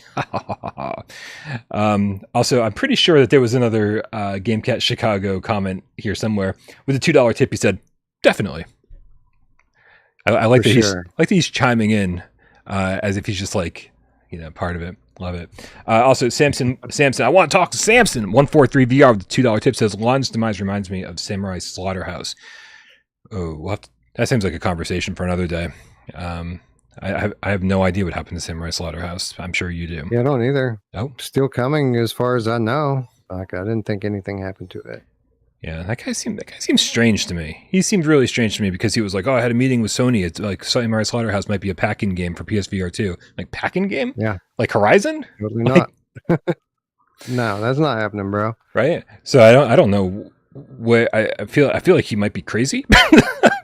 but maybe he just like misinterpreted the conversation. I have no idea what happened with that game. But it was probably his idea, and they were like, "Yeah, okay." Sure. We'll get back to you on that. You're like, sweet. All right. So the article reads, this is from Henry Stockdale today, August 8th. Yesterday, August 8th. I don't know what day today is. Glassbreakers, Champions of Moss is Polyarc's competitive multiplayer game. Oh, somebody put me out of my misery. Polyarc officially unveiled Glassbreakers Champions of Moss today, an upcoming competitive multiplayer game set in the same universe as the single-player adventures Moss and Moss Book 2. Glassbreakers takes a considerably different approach, described as a MOBA-like real-time battler by Polyarc. It marks the studio's first venture into competitive VR multiplayer. The announcement doesn't tell us much though an August 29th showcase promises the first look at gameplay, dev talks, and a new trailer. So today, you're really not going to see really anything, but I mean, this is kind of a screenshot, I guess, but I wouldn't expect it to look like this. But we don't have any trailers to show you today, the end of the month, 29th. Originally announced in March with artwork but no name, studio co-founder and CEO Tam Armstrong explained that the direction change is due to a larger VR audience. Elaborating further, Armstrong said this provides Polyarc the opportunity to try ideas we have for multiplayer gameplay that can offer more to competitive players. Glassbreakers Champions of Moss doesn't have an official release window, but you can wishlist it now on MetaQuest platform on App Lab. When asked about further platforms, Polyarc told Upload VR, "We hope to include Glassbreakers on more devices in the future, but for now we're focusing on Quest 2 and Quest Pro." You know, Quest Pro, that gaming device everybody bought for gaming device. Yeah. Also, I want to get something out here in the open. I don't know how many people know this. You know how Shell Games got real fucking quiet about PlayStation VR2 suddenly? Remember how like they were like, "Oh yeah, Among Us VR coming to PlayStation VR," and then it didn't come to PlayStation VR. I said, "Oh no, don't worry, it's going to be a launch title for PSVR2." And then they were like, "Oh, just kidding, we never said it was going to be a launch title for PSVR2." And then they announced "I Expect You to Die 3," and then only said it was for Quest. Are you picking up what I'm putting down here? It's fucking obvious what's happening in the industry right now. Meta is like paying studios, and I'm not speculating. Okay. If anybody's like, "Oh, Brian's conspiracy theorist," that's true, but not on this topic. I know this hard fact. Meta is paying developers to just shut up about their PSVR2 plans. And more importantly, to not release their games side by side, Quest 2 and PSVR2, because they know they can't compete. They know that their shit does not look very good side by side. And a lot of YouTubers like to compare these things side by side. A lot of bigger places like Upload like to compare these things side by side, and it looks bad. It looks bad. Meta, by the way, hates that shit, and they don't want it. And so they keep making these studios, paying studios to delay their PSVR2 versions so that there's a big gap between the times. They get to sell their game, and then the PSVR2 version comes out later and looks phenomenal. So in case you were wondering why... What's that? So this is a fact. I've never talked to you about this before, and I don't know what proof you have for it, but I can speak to this as well. This is a 100% fact. And it isn't like, at least in my experience, it hasn't been like direct money for just don't launch with PSVR 2, but they give them things, equity and things that's very valuable, like $1 million, advertising packages, and really stack the deck in the game's favor to be successful on the Quest store in exchange for having it launch exclusively on Quest for a period of time. Yep. So this is true. And so if you're wondering why, I mean, I don't know anybody at Polyarc. I really don't. I've interviewed people over there. I've talked to some of their community managers. I don't know anybody who's going to spill the beans over there. But let's be honest. There is the fact that they've been obviously very successful on PlayStation VR 1 and PlayStation VR 2, and then now they're suddenly announcing their new game and there's no announcement for PSVR 2. You know what's happening. I know what's happening. Wes knows what's happening. We all fucking know what's happening. So if you think that Meta's, or if Meta thinks they're pulling one over on us, they're not, man. We know what's happening. Luckily, it's from studios I don't give a fuck about anymore, right? Because look what they're doing. Right? No offense to Shell, right? But I've had enough. I Expect You to Die. I can't wait to see what that new horror game's all about. And as far as Polyarc goes, dude, Moss Book 1 and 2 were amazing. I don't think I want a Moss MOBA. Right? This is really the game we've been waiting for. All right. So there's so many layers to this. So many. First of all, competitive multiplayer games in VR are a very hit and miss thing for studios, and most of the time they miss. People only remember the successes because typically if a competitive multiplayer game is successful, it's very successful and it catches on and it's a big success story. But for every success, there's 5 failures, and no one ever pays attention to that. The reason being is because this type of game, originally, this concept for these types of games have been add-ons to a game that is traditionally a single-player game, and the multiplayer being an add-on mode to that game. That way there's a value proposition there. Whether the multiplayer is good, whether or not there's people in the lobby or not, it doesn't matter. There's still a great game here, and the multiplayer is just a bonus. For some reason, VR studios have forgotten that, and they like to release titles that are just multiplayer only games, and that's dangerous because everyone has to play it from day one. There have to be players in the lobby, or it dies a quick death. So there's that. The other thing is, all right, let's assume that the gameplay is good here, and let's assume that they're going to have people in the lobby on day one to try the game out. The combat better not be like what they do in Moss. Like, it better not be that, because that gameplay, the combat in Moss, while it's great and it adds to the overall package of what Moss does, it's not a gameplay mechanic that stands fine on its own. Right. It's a good complementary thing, but you're not going to want to be button mashing in a competitive brawler. They better have fleshed this out fully to something that's actually very different from Moss, but just has a similar aesthetic with characters that you recognize. That's what my hopes are for this game. Only time will tell. I don't even know if I want that. Like, I was a little disappointed. This is where they took the Moss universe. This is where they're taking Quill in the gang, right? Because I feel like this is two very different audiences, and maybe I'm wrong about this, right? In fact, maybe I should put a poll up in the chat and find out how wrong I am about this. But I feel like these solitary single player, solemn, emotional adventures, right, that Moss Book 1 and 2 took us on, it's not the same audience that's looking for a MOBA.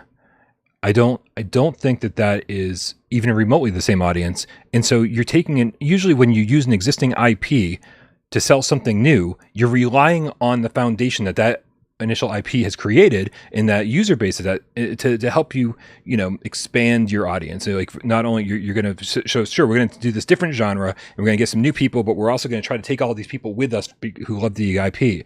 I can't imagine too many people who love this IP for what it is want to see it go in this direction. And so I think this is just a weird business move from top to bottom. And I don't know how successful it'll be. Yeah, I don't know. I don't want to judge it before I learn more about the game and before I play it. I agree with your sentiment. I suppose there are things that they could do that make this a magical world with a lot of lore and kind of set the stage for a good game, even if the game is very different in terms of gameplay.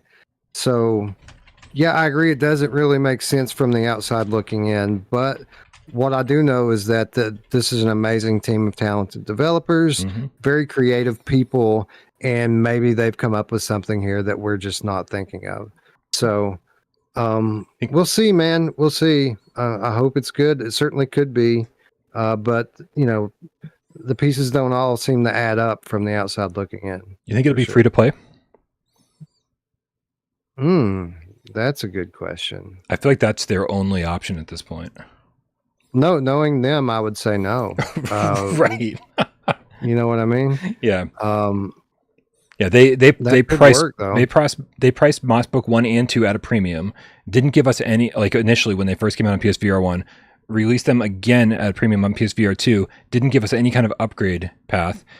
So yeah, you would think that these are the kind of people who are looking for money up front and not willing to,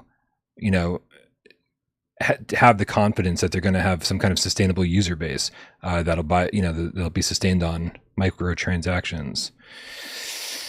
Maybe. Poll's not going I hope well, that's by the the way. case. Poll's not going well. I know that microtransactions are kind of a bad word, but I do hope that's what they're doing here. I hope this is a free-to-play game that depends largely upon people making secondary transactions to make the game profitable.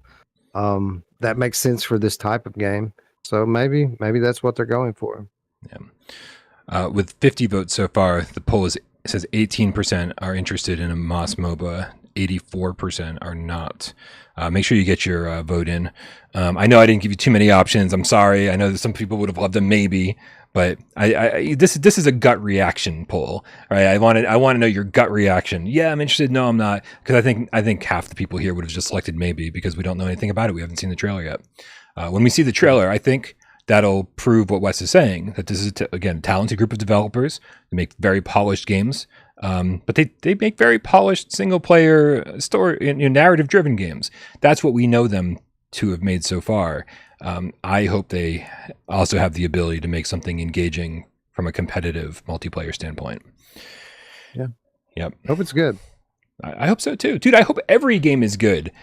I'm just always foolishly optimistic, and that's not good.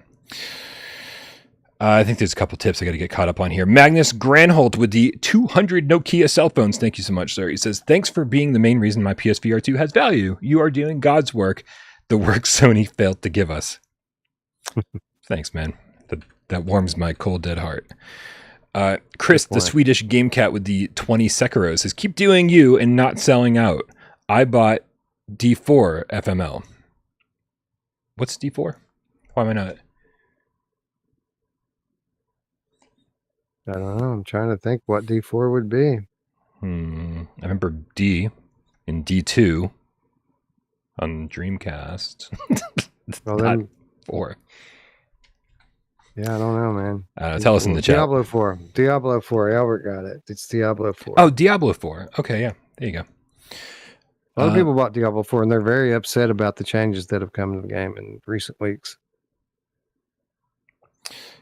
So here's something I didn't consider, Wes. We sort of said, or I sort of speculated to the fact that maybe Moss Book 2 didn't sell all that well, right? They had priced it really high.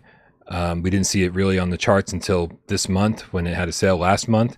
Do you think that Polyarch is making this change and attempting a MOBA because they're saying, hey, our single-player narrative-driven adventure didn't pan out. Like, we got to try something different for our next title. Do you think this was in a response to that?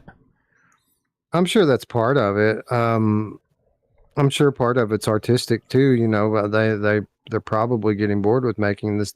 I mean, when you consider how many years it took for them to develop Moss and then Moss Book 2, these guys are looking at close to a decade of developing the same thing. They probably just want to do something different. And it is a bit of a gamble to go competitive multiplayer with it, but if they put forth a compelling game, if they leverage the known title that is loved all around the world and kind of use that to garner some attention, maybe it pays off for them in a big way. I mean, we don't really have a great MOBA in VR yet. Maybe they're trying to make this one be the first one. GameCast Chicago says, right on. Right on. I'm just kidding. He didn't say that, but I figured he's doing really good at participating. So I would just fill in right there for him. All right, man. Well, listen, obviously, we talk a lot of shit around here, and but as Wes said, we do hope for the best for every game. And honestly, Meta's got so much fuck you money over there that it's hard to blame a studio for taking shitloads of meta money. That's just a thing. And, yep. VR is not the easiest industry to be in. So when somebody's just going to throw money at you, I'm sure it's hard to say no to that. And I can't imagine too many studios would say no. We'll see all of Shell's games over on PSVR2 eventually. We'll see all of Polyarch's games over on PSVR2 eventually. In the meantime, we're drowning in so much shit, dude. We've got Crossfire, Sierra Squad, Firewall. We got Phasmaphobia. We got shit that's not coming to Quest, dude. And it's a amazing month ahead of us, dude. So and the fact that we kicked it off with VR Skater, we kick-flipped it off with VR Skater. Oh, I saw what you did there. Yeah, I went there. Amazing. 9 out of 10. Brian Paul without parole. Yeah, I saw that. Yeah. All right, man. I'm going to end this poll. 88 votes. 19% of you said yes, you're interested in a Moss MOBA. 20. We just changed to 20% right before I hit close. Wes, I guarantee you that a significant portion of that 20% are interested because it's Moss. So that's why. Even though it's a very different game, and fans of the game might not like their characters and their universe being used in this way. That's why they're doing it, is because they're going to get some level of interest just because it's a Moss game. Yeah. Chris Forthenberry says, we barely know anything about Firewall, though. That's not totally true. We know that it's Firewall 2. And so you have a good idea of what contractors to expect, the types of maps to expect, the type of gameplay that there's going to be. I will tell you that the best part of Firewall Ultra hasn't even been talked about yet. So if you liked... I'm interested. I'm interested in that PvE. Like they keep pumping up their new PvE mode. Yep. I want to know more about that. Yep. I think that if you like 0 Hour and you want more of that, you are good to go here. But again, you're right. They have not unveiled everything, and it's shit you're gonna be excited for. Stay tuned. Boom, boom, boom, boom, boom. Fireworks. I don't know. I need a producer to throw that shit in, add some impact. Hey, listen, before we get on to 20 questions, as you guys know, like, we're a really close community. And sometimes shit happens and we don't hear about it. Just let me just skip all the precursor stuff here, and say, one of our loyal game cats, Mattster, ended up in the hospital this past week with a heart attack. He'd already been dealing with enough stuff, but he had a heart attack. Luckily, he survived. He said they brought him. I talked to him, and he said he got brought back to life with the paddles. And as it turns out, Wes, not a pleasant experience to be brought back to life with paddles. Everyone's like, "Oh, they brought him back to life," but no one realizes that it's a very painful experience to be brought back to life with those things. So he's going through it, and just want to send all my love out to Mattster GameCatster and his family. Glad he survived, obviously, and hope that he just continues to excel in the right direction and get better and better. That's it. Praying for you, Matt. Get better, bro. And with that complete tone shift, it's time for some 20 questions. Are you ready to guess what PSVR 1 or 2 game I'm thinking of, Wes? I am ready to attempt to guess what PSVR game you are thinking of, Wes. All right. Everybody in the chat, help him out. I don't know if this is going to be easy or hard, so let's just fucking do it. On your mark, get Des. Go. Has this game been announced or launched on PlayStation VR 2? Yes. Yes. Has this game launched on PlayStation VR 2? Yes. Okay, great. Have we talked about this game today? No. No. Okay, here we go.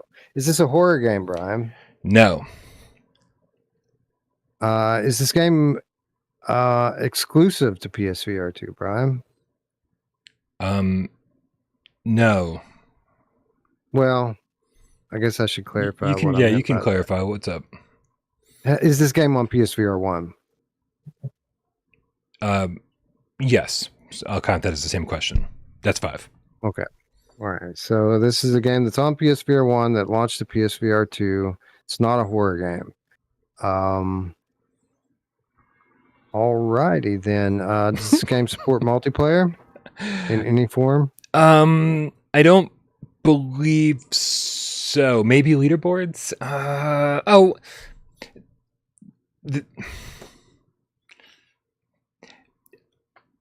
Not in a traditional sense. There is certainly ways to interact with other players. Let's say that. That I feel bad for counting that. Are there vehicles in this game, Brian? Not to my knowledge. Okay. Is there full locomotion? Yes. Okay. I feel like I should have thought of all these questions ahead of time. All right, so there's full locomotion, but not vehicles. So I guess we can assume that we're walking in this game. Let's see. There is some form of interaction with other players in this game. Is it a shooter? No. It's not a shooter. It's not a horror game. PSVR1 games that came to PSVR2.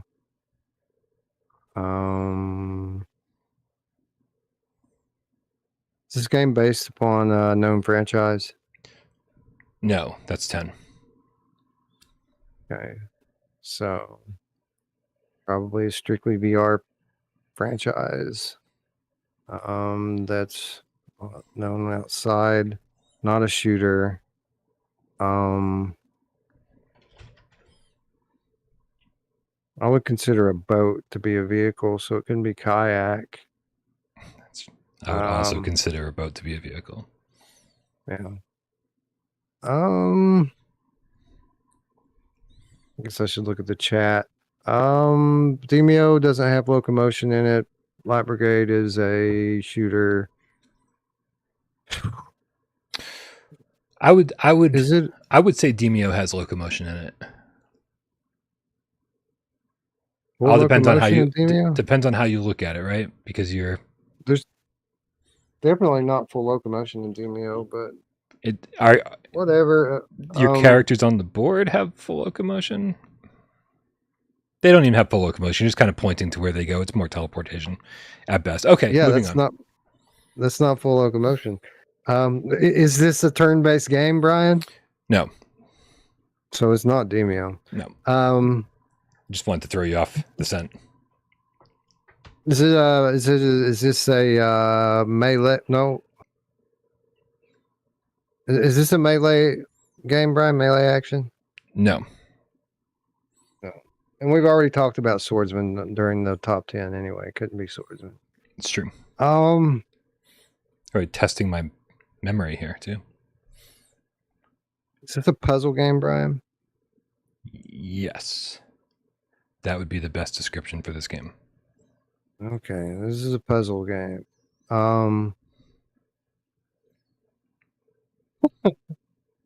Yeah,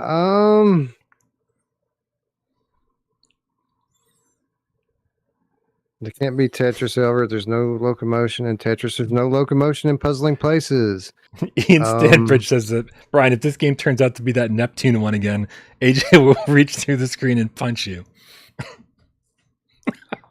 PSVR1 games on PSVR2 that aren't shooters and are not horror games. That is a puzzle game. Puzzle games on PSVR2 that were on PSVR1. Fisherman's Tale's not out yet. Man, I'm drawing a blank here. Red Matter 2 is not on PSVR 1. Beat Saber, not Thumper, not Rez. Did we talk about the Room VR? Room VR doesn't have full locomotion in it. I'm gonna run out of time. I'm gonna give you a few extra seconds because I stalled on a few of these things and there was some confusion, but I'll give you a couple more questions. I'm just going to go with, I'm going to take Twitcher's word for it that there is locomotion in puzzling places and ask you, is the game puzzling places, Brian? It is not puzzling places, Wes. It is in fact Enhanced Games and THA Ltd. Humanity. Oh. You control a dog that does indeed have full locomotion in third person as he runs around each puzzle. And is Humanity not in the top 10? Did you ask about top 10? I asked if we mentioned it during today's episode. Man, now you got me questioning. Was it? There's no way. No, because it's a hybrid game, so it would have shown up on the PS5 or PS4 section. Yeah, that's right. Not the PSVR2. Right. You're right. Yep. You're right. You got me. Way to ruin my great day, Brian. Well, I really didn't really get you. my only goal was to get Looper, because Looper's it's us playing against Looper every episode is what's happening here, and so I didn't see Looper get it, and that's all I cared about. We beat Looper. It's good. Not a game that I have spent a ton of time with. Didn't love what I played the first couple hours, but obviously people I love and respect, like Elbert, goes to bat for this game constantly, and so I do feel like there's more here than meets the eye, and one day I would like to get back to it. See, I screwed myself here, Brian, when I started thinking about PlayStation 1 games. PSVR because 1. by default you think about old games, right? You don't think about stuff that's recently come to PSVR 1. You Right. think about old games that were already on PSVR 1. Right, came So out that's what got me. simultaneously, right? Yeah, that's right. Yeah. That's what got me. All right, man, before we get out of here, tell everybody what's going on over on Virtual Strangers. Why should we be tuning in this week, this weekend? What's going on over there? What are we doing this week?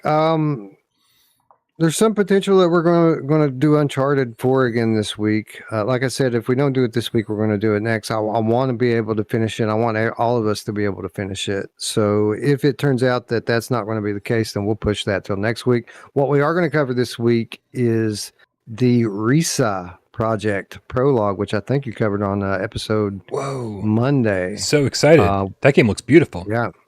Yeah, it's Unreal Engine 5. It uses photogrammetry in the game.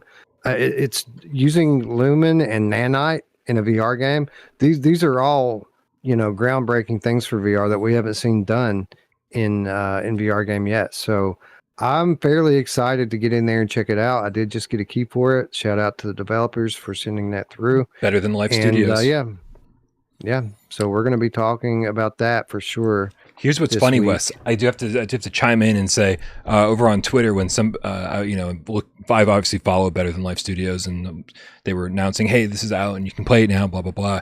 And somebody responded who had played it and said that it's nice that it's using Lumen and Nanite, Unreal 5, the whole thing. But they said, "But I can't wait until this gets on PlayStation 5 with HDR." They said because everything looks a little flat on PC, and so it's so funny that it's using all this advanced stuff, and there's still somebody out there going, "Can't wait for the PSVR2 version." I'm like, fucking right, dude. That's awesome.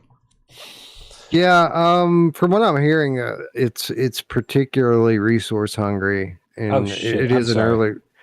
Better Than Life is Kayak People Looper. Who is this? I'm sorry to interrupt you, man. I don't know. Give me a half a second, and I'll tell you. I can tell you that they're from Poland and that they're very friendly. So, Real Invented I reached Studio. out to them. My bad. There you go. Okay, thank you for the correction. So I reached out to them for a review key. I sent we did a segment on Sunday. Monday, I write up an email and send it in to request a key. As soon as I finish the email, I flip over to YouTube and Paradise Decay is playing it. So I'm like, holy crap, PD! As usual, I'll report something on my show, and then the next day you're playing it. I literally just sent the key request in, and we didn't know it, but the studio was lurking in the chat, and they're like, "We got you, bro. We'll send you a key." And then they sent me a key on Tuesday. It was pretty cool. Very nice.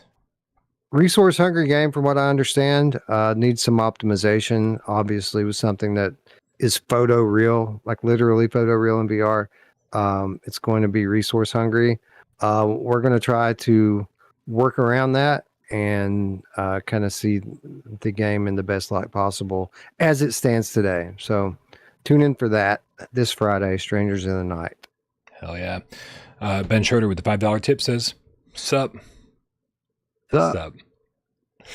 Nice. Awesome, Wes. Well, thank you so much for joining me today. Slow news day, which obviously means 2-hour episode. Yeah, right. Fucking ridiculous. Right. And thank you to everybody who hung out and stuck with us the entire time. We love you so very much. Shout out to all my moderators who make my job easier each and every day. I don't tell them that enough. This is kind of like where I tell them how much I appreciate them. I go days without talking to them and I feel terrible. They're awesome people. Also, obviously Sci-Fi Game Cat Henry, J Meow, for all the things that they do. Everybody that supports the channel financially. Patreon.com/withoutparole everyone over here that's a member, everyone that tips during the show, even if it's just to say sup or hell yeah or exactly or right on. You're awesome. You're all awesome. Really appreciate you. Of course, everyone who hangs out, shoots the shit during the show, and everyone who sits back and watches the show and doesn't say a goddamn word. We know you're out there and we love you just as much. Happy Wednesday, Wes. Happy Wednesday, Brian. Happy Wednesday, Game Cats. See you soon.